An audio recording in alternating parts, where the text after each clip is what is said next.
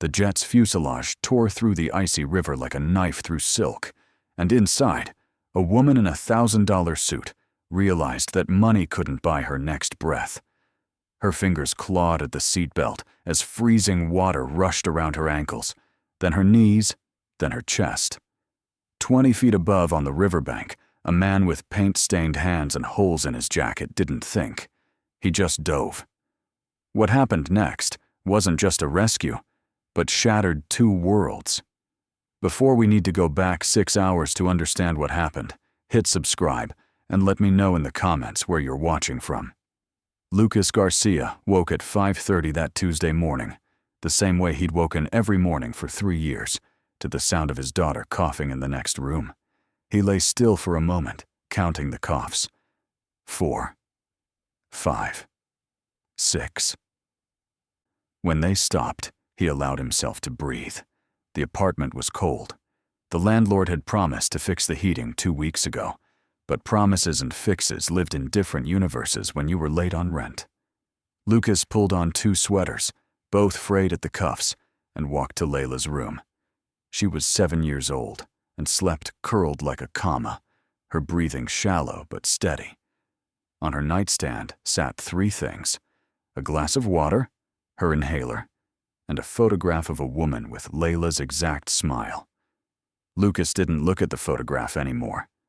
Looking made his chest feel like someone had reached inside and squeezed. He made breakfast, oatmeal with cinnamon because that's what they could afford, and because Layla said it tasted like clouds might taste if clouds were warm. She ate slowly, talking about a book her teacher had read them. Something about a brave mouse who saved a lion. Lucas listened, nodded, smiled when he was supposed to smile. Inside his head, he was doing math. Rent was $1,200. He had $473. The painting job he'd finished last week still hadn't paid out, and the contractor kept saying, "Next week, definitely next week," in that voice that meant probably never. Layla coughed twice more while putting on her shoes. "Did you use your inhaler this morning?" Lucas asked. She nodded, but her eyes slid sideways the way children's eyes do when they're protecting their parents from worry. He drove her to school in a truck that groaned at every stoplight and smelled permanently of turpentine and regret. Other parents dropped their children off in cars that purred like satisfied cats. Lucas watched them. These people who seemed to move through life with an ease he couldn't remember ever feeling. They didn't check their gas gauge before starting the engine. They didn't buy the dented cans at the grocery store because they were 40 cents cheaper. They existed in a world where problems were inconveniences, not catastrophes. Layla kissed his cheek before running toward the school entrance, her backpack held together with duct tape and hope, bouncing against her small shoulders. Lucas waited until she disappeared through the doors. Then he sat in his truck for 3 full minutes, forehead pressed against the steering wheel, before driving to his next job. The job was downtown, touching up the exterior of a building that housed law offices and consulting firms and other businesses that existed in glass towers above the rest of humanity. Lucas set up his equipment in the cold, his breath making white clouds that vanished as quickly as they formed. His hands ached. They always ached now, a dull throb that lived in his knuckles and wrists, payment for years of gripping brushes and rollers and ladders. He was halfway through the second-floor trim when he saw the jet. At first, it was just a sound, a scream of metal that didn't belong in the sky. Lucas looked up, paintbrush frozen mid-stroke. The small private jet was descending too fast, too steep, its trajectory all wrong. Later, investigators would talk about engine failure and emergency protocols, and a pilot who did everything right, but still couldn't prevent what came next. In that moment, though, all Lucas saw was something falling toward the river that cut through the city like a vein. The impact was both quieter and louder than movies had taught him to expect. The jet hit the water at an angle, nose first, and the sound was a deep, terrible crunch that Lucas felt in his sternum.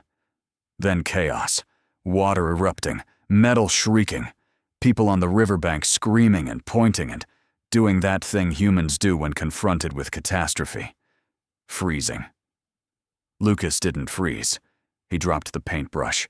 It fell 12 feet and splattered on the sidewalk below, leaving a starburst of cream-colored paint that would still be there 3 months later when everything else had changed. He climbed down the ladder so fast, his boots barely touched the rungs. Other people were running toward the crash. Lucas ran faster. The jet was sinking.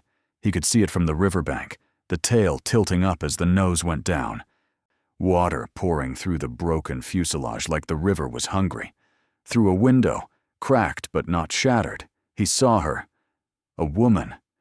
Dark hair plastered to her face, eyes wide with the specific terror that comes from watching your own death approach in slow motion.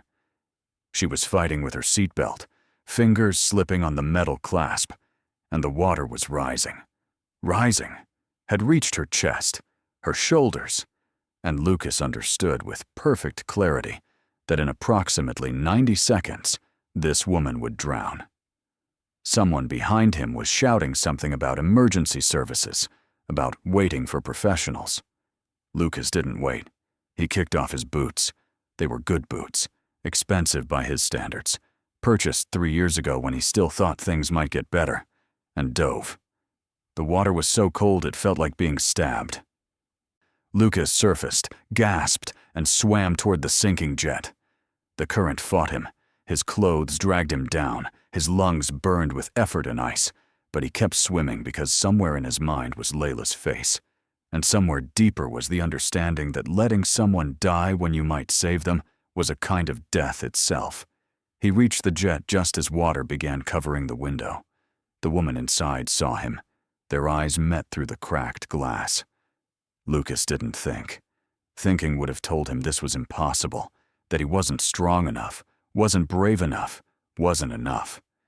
He grabbed a piece of broken metal jutting from the fuselage and slammed it against the window once, twice, 3 times, until the glass finally gave way. Water rushed in. The woman gasped, choked, and Lucas grabbed her arm and pulled. She was heavier than he expected, unconscious now from lack of oxygen, and the jet was sinking faster, the tail rising like an accusing finger pointing at the sky. Lucas wrapped one arm around the woman's chest and kicked toward the surface. His lungs screamed. Black spots danced in his vision.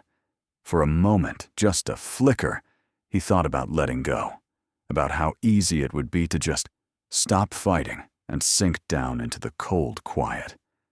Then he thought about Layla asking what he did today, and his legs found strength they shouldn't have had. They broke the surface together. Lucas gasped air that tasted like life and chemicals and the city's industrial breath. Hands reached down from a boat. Someone had gotten a boat, he didn't know who, didn't care, and pulled them out. The woman coughed up river water and bile. Lucas lay on his back in the bottom of the boat and stared at the gray sky and shook. The hospital smelled like antiseptic and fear. Lucas sat in a waiting room wearing clothes someone had given him, 3 sizes too large and smelling of cigarette smoke and laundry detergent. His own clothes were somewhere in a plastic bag, ruined by the river. His phone, also ruined, sat in his wet jacket pocket, a rectangular brick of useless technology. He couldn't call Layla's school, couldn't tell them he'd be late picking her up. The panic of that rose in his throat like bile. A nurse appeared. She was young, tired-looking, with kind eyes that had seen too much. "Mr. Garcia, the woman you saved. She's asking for you." Lucas followed her down hallways that all looked the same, past rooms where people dealt with their own catastrophes in private. They stopped at a door.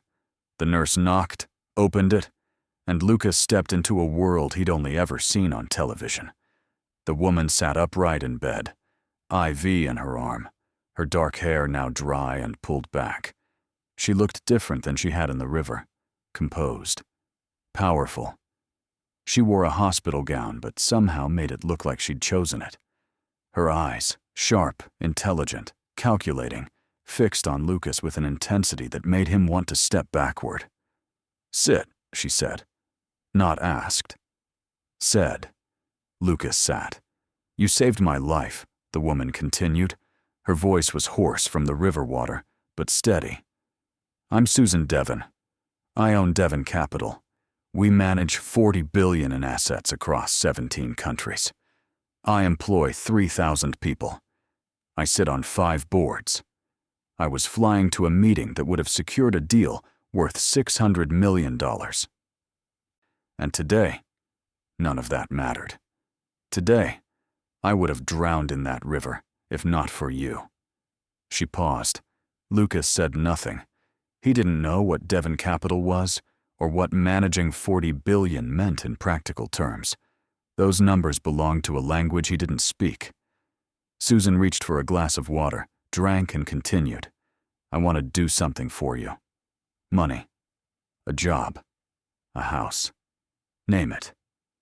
Lucas thought about rent, about Layla's inhaler prescription that cost $80 even with insurance, about his truck that needed new brakes, and the contractor who still hadn't paid him, and the 1,000 small desperations that made up his life. "I don't want anything," he heard himself say. Susan's eyes narrowed. "Everyone wants something." "I did what anyone would do." Her voice turned sharp. 20 people stood on that riverbank. "You were the only one who jumped. That has value. Let me repay it." Lucas stood.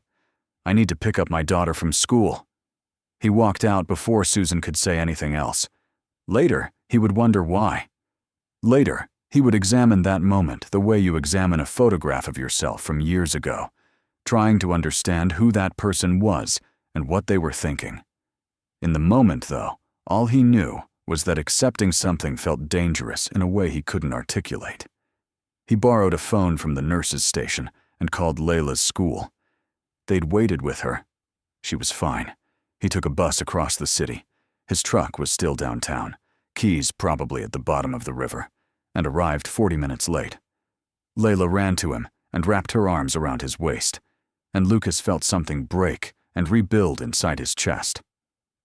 That night, after Layla was asleep, Lucas stood at his kitchen window and stared at the city lights. On the television, which he'd left on for noise, a news anchor was talking about the crash.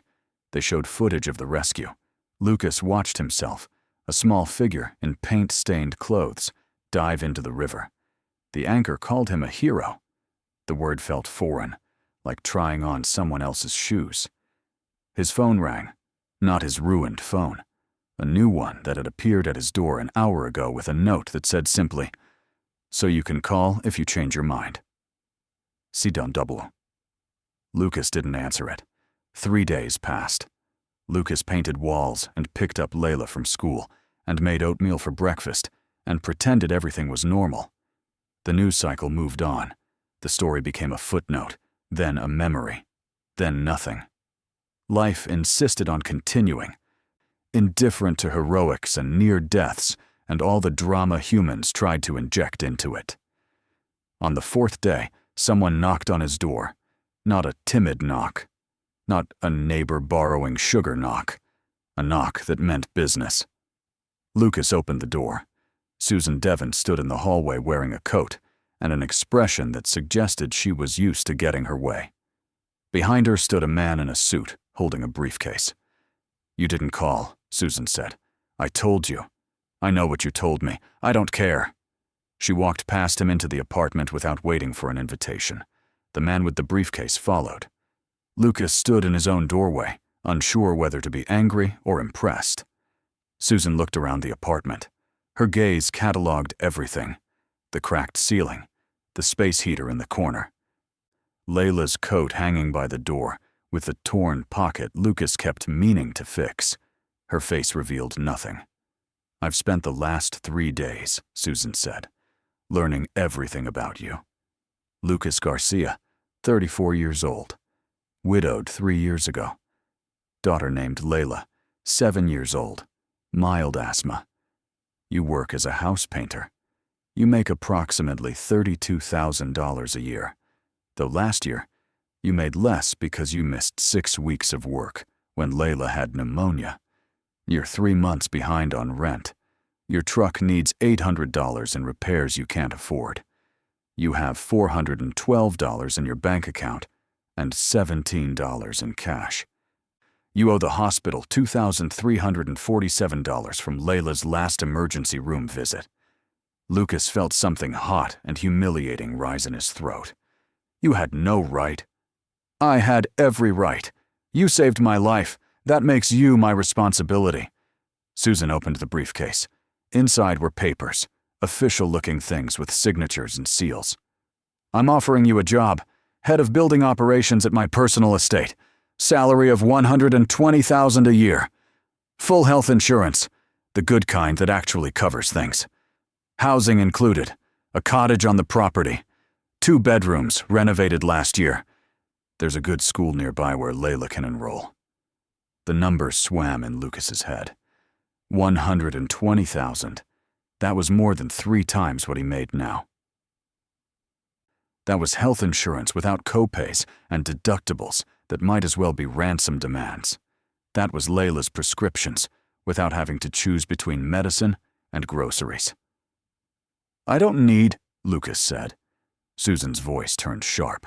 Don't perform false modesty, Lucas. It's insulting to both of us. You need this. Layla needs this. Take it. Lucas looked at the papers. The numbers seemed impossible, like they belonged to someone else's life. What's the catch? Susan smiled, and it was the first time Lucas had seen her smile. It didn't reach her eyes. No catch. Just work hard, be honest, and let me fix the imbalance between us. He should have asked more questions, should have read the fine print, should have done a dozen things that practical people do when offered opportunities that seem too good.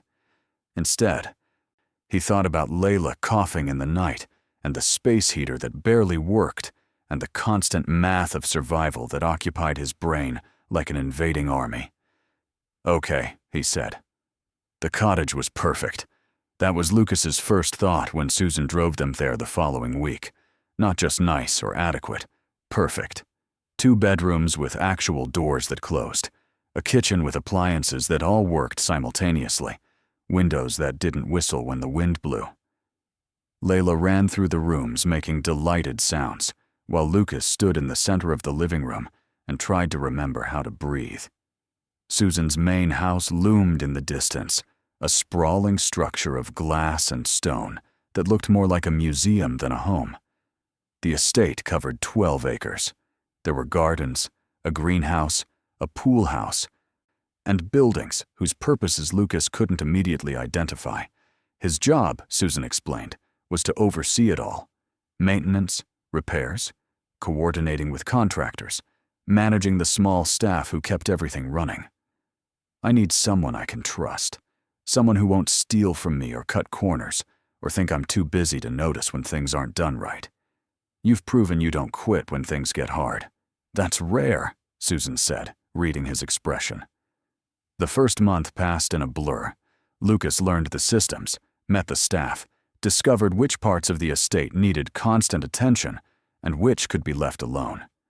Layla enrolled in the nearby school and came home with stories about art class and a friend named Sophie who had a rabbit. She coughed less. The medication they could now afford made a difference Lucas could hear. Susan was rarely there. She traveled constantly, appeared in the main house for a few days at a time, then vanished again to Tokyo or London or Dubai. When she was present, she was all business, crisp, efficient, treating Lucas with professional courtesy that never quite crossed into warmth. But sometimes, late in the evening, Lucas would see her walking the grounds alone. She moved differently then, slower, less certain, like someone who'd forgotten how to simply exist without a purpose driving them forward. 3 months in, Lucas began noticing things. The mail that arrived at the main house, catalogs and invitations to galas and charity events, went unopened. Susan's refrigerator, which he checked once a week to remove expired items, contained mostly wine and takeout containers. The photographs throughout the house were all landscapes or abstract art. No people, no family, No evidence that anyone lived there who had connections to other humans. The main house had 7 bedrooms. Susan used one. It happened on a Tuesday in November. Lucas was doing a final check of the greenhouse before heading home. Layla was with a babysitter, a kind older woman named Mrs. Gwen, who lived nearby and seemed to genuinely enjoy Layla's company. The greenhouse was Susan's pet project, though she rarely visited it. Inside grew orchids of impossible colors, plants Lucas couldn't name, a small garden of beauty that no one really saw. He heard crying, not loud, not dramatic, just soft, broken sounds coming from the corner near the violet orchids. Lucas froze. He should leave, should pretend he hadn't heard. But the sound was so raw, so painfully human, that his feet carried him forward before his brain could stop them. Susan sat on the floor, back against the glass wall, knees pulled to her chest. She'd been crying long enough that her face was blotchy and her eyes were swollen. In her hand was a photograph. Even from several feet away, Lucas could see it showed a young girl, maybe 12 years old, with Susan's eyes and a smile that suggested she believed the world was basically good. Susan looked up, saw him, didn't bother pretending to compose herself. Susan's voice was scraped raw. "My daughter, Charlotte, died 6 years ago. Leukemia, 17 months from diagnosis to..." She stopped, swallowed. To the end. Lucas sat down on the floor across from her, said nothing. Sometimes silence was the only appropriate response. "I thought I could buy her more time," Susan continued. "Best doctors, best hospitals, best everything. I spent $4 million trying to save her. $4 million. And it didn't matter. Money can't buy everything, it turns out. It can't buy the thing that matters most." She laughed, but it was a terrible sound. "After she died, I threw myself into work, built the company bigger, made more money, proved I was still valuable, still necessary. And then I almost drowned in that river, and I realized," her voice broke. "I realized I didn't have a single person to call, no one who would care if I lived or died, beyond what it meant for stock prices. I've spent 6 years building an empire and forgot to build a life." Lucas thought about his own grief. The hole Hina's death had left. The way he'd almost drowned in it before Layla pulled him back to shore with her need and her love and her refusal to let him disappear into sorrow. "You didn't forget," Lucas said quietly. "You survived the only way you knew how." Susan looked at him. Really looked, maybe for the first time since they'd met. "Why did you turn down my money? That first day in the hospital. You clearly needed it. Why walk away?" Lucas considered the question. He'd asked himself the same thing dozens of times. "Because," he said slowly, "accepting it felt like it would change what happened. Like it would make the rescue a transaction instead of just..." He struggled for words. "Instead of just one person helping another person because that's what you do." "That's stupid," Susan said. "Probably." Susan smiled. It was small and broken, but real. "Thank you," she said, "for that day, and for not leaving just now when you heard me crying." They sat in the greenhouse for another hour. Susan talked about Charlotte, her laugh, her obsession with horses, the way she'd understood calculus at age 10 but couldn't remember to tie her shoes. Lucas talked about Hina, her terrible cooking, her habit of singing off-key in the shower, the way she'd made him feel like life was an adventure worth taking. When they finally left, something had shifted between them. Not romance, nothing so simple or neat, just recognition. Two people who'd lost what they couldn't afford to lose and were still figuring out how to live with the loss. Winter arrived.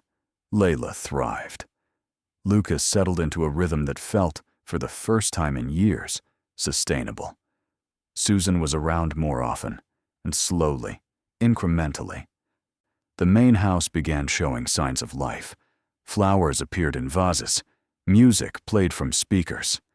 Once, Lucas saw Susan laughing on the phone, and the sound was so unexpected, he stopped walking to listen. They began having dinner together once a week, Lucas and Layla and Susan, in the main house's enormous dining room. Layla would talk about school, and Susan would ask questions with genuine interest. Afterward, Susan would read to Layla chapter books about magic and adventure, while Lucas cleaned up. It was domestic and strange and surprisingly comfortable. One evening in late December, Lucas's phone rang. An unknown number. He almost didn't answer, but something made him pick up. "Lucas Garcia?" A woman's voice, professional, slightly wary. "Yes?" "My name is Jennifer Walsh. I'm a private investigator." "I need to speak with you about Susan Devon." Lucas's stomach dropped. "What about her?" "Not over the phone. Can we meet?" They met the next day at a coffee shop downtown. Jennifer was in her 50s, sharp-eyed, with the exhausted competence of someone who'd seen too many people at their worst. She laid a folder on the table between them. "I was hired 6 months ago," Jennifer said, "by Susan's former business partner. He suspected she was engaging in financial fraud, moving money around, creating shell companies, hiding assets." Lucas felt cold. And I found nothing. Susan's clean. But I found something else." Jennifer opened the folder. Inside were documents, photographs, timelines. The jet crash. It wasn't an accident. The words didn't make sense. Lucas stared at her. "Someone tampered with the maintenance records," Jennifer continued. "The engines were flagged for service 2 months before the crash. The work was never done, but the records say it was. The mechanic who signed off on it doesn't exist. His credentials are fake. Someone wanted that jet to fail. Who? That's what I've been trying to figure out. But here's what I know. The pilot died in the crash. Susan was supposed to die too. And if she had, her shares in Devon Capital, 67%, would have defaulted to her business partner under the terms of their original agreement." Lucas's mind raced. Her business partner wanted her dead. Wanted. Past tense. He died 3 weeks ago. Heart attack. Legitimate this time. I checked. Jennifer leaned forward. "But here's the thing I can't figure out. Susan knows. She has to know. She's too smart not to have investigated the crash herself. Yet she's done nothing. No police report, no private prosecution, nothing. It's like she wants to pretend it was just bad luck." After Jennifer left, Lucas sat in his truck for a long time. The pieces assembled themselves in his mind, forming a picture he didn't want to see. That night, after Layla was asleep, Lucas walked to the main house. Susan was in her study, surrounded by papers and laptop screens glowing with spreadsheets and market analyses. Lucas said without preamble, "You knew about the crash, about your partner trying to kill you." Susan's hand stilled on her keyboard. She didn't look up. "Who told you?" "Does it matter?" "No." She closed her laptop. "Why didn't you say anything? Why didn't you go to the police?" Susan was quiet for a long moment. When she finally spoke, her voice was soft. "Because he was Charlotte's godfather. Because he held her hand in the hospital and cried when she died. Because proving what he did would have meant dragging his family through hell, his wife, his children who had nothing to do with it. Because I was tired, Lucas. Tired of fighting and winning and losing the things that actually mattered." She stood, walked to the window, stared out at the dark grounds. "When I was in that river," she continued, "drowning, I felt relief. Just for a second, but it was there. Relief that it would be over. That I could stop pretending I knew how to keep living when Charlotte was gone. And then you pulled me out. You saved me, and I was angry." Lucas felt something twist in his chest. "Not at you," Susan said quickly. "At myself. Because I realized I'd been dead anyway, walking around, making money, building things, but completely dead inside. You gave me back my life, and I didn't know what to do with it.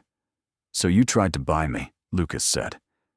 "No, I tried to save you back, because you were drowning too, Lucas. Different water, but drowning all the same.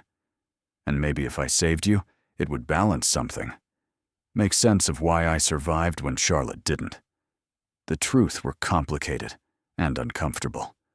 "It wasn't about the money," Susan said. "Not really. It was about," she struggled, "about not being alone in the dark anymore." Lucas thought about the past few months, the dinners, the conversations, the way Susan had slowly become part of his and Layla's life, not as a benefactor or employer, but as something more difficult to define. Family wasn't the right word. Friend wasn't big enough. Just someone who understood what it meant to lose everything and keep walking anyway. The next morning, Lucas found Susan in the greenhouse. She was repotting an orchid, dirt under her fingernails, hair tied back, looking more human than he'd ever seen her. "I want to show you something," she said. They drove into the city, to a building Lucas didn't recognize. Inside was a space being renovated, walls half-painted, floors being refinished, windows letting in winter light that made everything look possible. "I'm opening a foundation," Susan said, "in Charlotte's name, for families dealing with childhood illness. Not just money, though there'll be that too, but support, counseling, practical help with the things that fall apart when you're spending every day in a hospital. Transportation, meals, sibling care. The things no one thinks about until they need them." She turned to Lucas. "I want you to help me run it. Not the money part. I've got people for that. But the actual work, the talking to families, understanding what they need, making sure it's real and not just another wealthy person's tax write-off. Why me? Because you've been there. Because you know what it's like to be terrified and exhausted and trying to keep it together for your child. Because you didn't jump in that river for recognition or reward. You jumped because it was right. That's the kind of person I need." Lucas looked around the space, imagined it filled with people finding help when they most needed it, imagined being part of something that caught families before they drowned. He did want it. The realization surprised him. For 3 years, he'd been surviving. Just barely. Just enough. Now Susan was offering him the chance to do more than survive, to take his own drowning and turn it into a lifeline for others. Lucas agreed. Susan smiled. It was the real one, the one that reached her eyes. "Good. Because I already hired a contractor and told him you'd be overseeing the work." The foundation opened in April. They called it Charlotte's Light, and within 6 months, they were helping 40 families. Within a year, 200. The work was hard, emotionally draining, often heartbreaking. But it was also real in a way Lucas's life hadn't been for a long time. Layla grew taller, stronger, healthier. She and Susan developed a relationship that Lucas didn't entirely understand, but recognized as valuable. Susan taught her chess and told her stories about business and travel. Layla made Susan laugh in ways that seemed to surprise them both. One evening, Lucas found them in the greenhouse together, Susan showing Layla how to check the soil moisture on the orchids. They were debating whether plants could feel affection. Layla arguing yes with 7-year-old certainty. Susan playing devil's advocate, but clearly charmed. "You know what Charlotte would have loved about you," Susan said to Layla. "You believe things can be better. Even when they're hard, you think they can improve. She had that too. I'd forgotten how good it is." Layla considered this seriously. "Do you still get sad after Charlotte died?" "Yes, but differently now. Because we're here." Susan looked at Lucas over Layla's head, and something passed between them. Understanding. Gratitude. The recognition of how randomly lives intersect and change each other. "Yes," Susan said, "because you're here." On the 1-year anniversary of the crash, Lucas and Susan stood on the riverbank where it had happened. The city had installed a small plaque commemorating the event. It called Lucas a hero, which still made him uncomfortable. "I've been thinking," Susan said, "about that day. What you said in the hospital about not wanting to make it a transaction. Still think it was stupid?" "No. I think you understood something I didn't. That the value wasn't in the act itself, but in what it meant. Not the rescue, but the choosing to rescue. The deciding that someone else's life mattered more than your own safety." Lucas thought about the past year, about Layla's laughter and Susan's foundation and the families they'd helped. About how sometimes saving someone's life was the beginning of a story, not the end of one. About how the people we pull from drowning sometimes pull us back in return. "We saved each other," he said. Susan smiled. They stood there for a while longer, watching the river flow past, indifferent, eternal, carrying away the old life so the new one could begin. Behind them, the city hummed with its millions of private catastrophes and quiet victories. Somewhere in that noise was Layla at her friend's house, laughing about something only 7-year-olds found funny. Somewhere was the foundation office, where tomorrow they'd meet with 3 new families who needed help. Somewhere was the cottage where Lucas would make dinner tonight, and Susan would probably join them. And they'd talk about ordinary things in the extraordinary life they'd accidentally built together. The jet was long gone. The heroic moment had passed. What remained was harder and better than any single act of rescue. The daily choice to stay above water, to reach for others when they were sinking, to believe that lives could be saved, not just once, in dramatic river rescues, but over and over, in small ways that added up to everything. Lucas had pulled Susan from drowning. Susan had pulled him from a different kind of drowning. And together, they were pulling others. Not because it made them heroes or balanced some cosmic ledger, but because once you've been underwater and felt hands reach down to save you, you can't help but do the same. That was the real twist. Not that a billionaire rewarded her rescuer, but that both of them discovered they needed rescuing. That money couldn't solve everything, but human connection could solve what money couldn't touch. That sometimes the person you save saves you right back, and sometimes the greatest gift isn't wealth or opportunity, but simply someone who sees you drowning and refuses to look away.